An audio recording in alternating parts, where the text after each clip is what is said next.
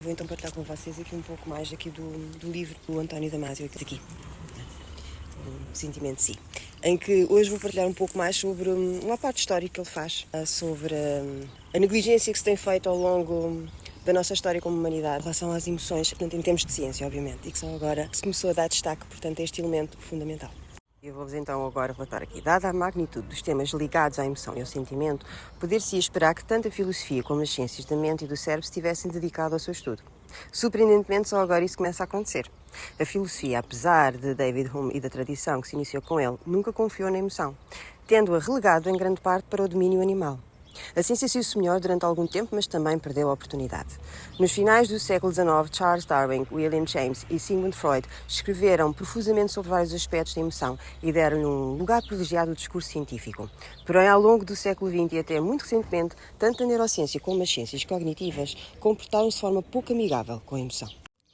Darwin realizou um extenso estudo sobre a expressão da emoção nas diferentes culturas e nas diferentes espécies e, embora considerando as emoções humanas como vestígios de estádios anteriores da evolução, respeitou a importância deste fenómeno.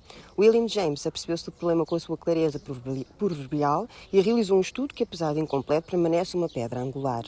E Freud entreviu o potencial patológico das emoções alteradas e anunciou a sua importância em termos inequívocos. Darwin, James e Freud foram pouco explícitos acerca da componente cerebral das suas ideias, como era pensar, mas um dos seus contemporâneos, Hughlings Jackson, foi mais preciso.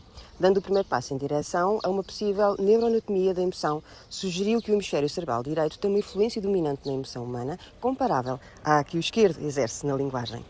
Teria sido razoável esperar que no início do novo século as ciências do cérebro tivessem incluído a emoção na sua agenda de trabalhos e resolvido os seus problemas. Porém, isso nunca chegou a acontecer. Pior ainda, o trabalho de Darwin foi esquecido, a proposta de James foi injustamente atacada e sumariamente rejeitada, e a influência de Freud fez-se sentir noutra direção. Ao longo da maior parte do século XX, a emoção não foi digna de crédito nos laboratórios. Era demasiado subjetiva, dizia-se. Era demasiado fugidia e vaga. Estava no polo oposto da razão. Indubitavelmente a mais excelente capacidade humana, e a razão, era encarada como totalmente independente da emoção. Eis uma viragem perversa na perspectiva romântica da humanidade. Os românticos colocavam a emoção no corpo e a razão no cérebro.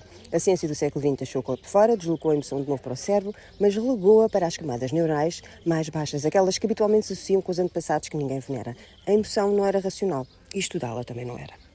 Ao longo do século XX, existem curiosos paralelos em relação a esta negligência científica da emoção. Um desses paralelos é a ausência de uma perspectiva evolucionária no estudo do cérebro e da mente. Talvez seja um exagero afirmar que tanto a neurociência como as ciências cognitivas procederam como se Darwin nunca tivesse existido, mas assim me pareceu até recentemente.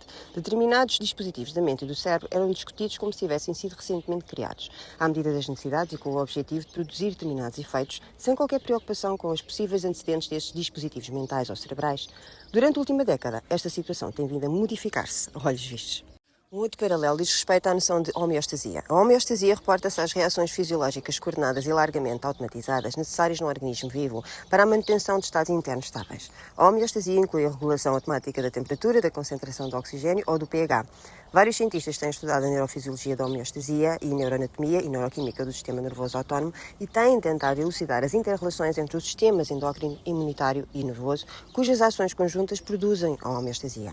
Porém, o progresso científico realizado nestas áreas teve pouca influência nas teorias predominantes sobre a mente e o cérebro. Curiosamente, as emoções fazem parte integrante da regulação a que chamamos homeostasia. Por isso, não faz sentido discuti-las sem compreender este aspecto dos organismos vivos e vice-versa. Proponho neste livro que a homeostasia é a chave para a biologia da consciência.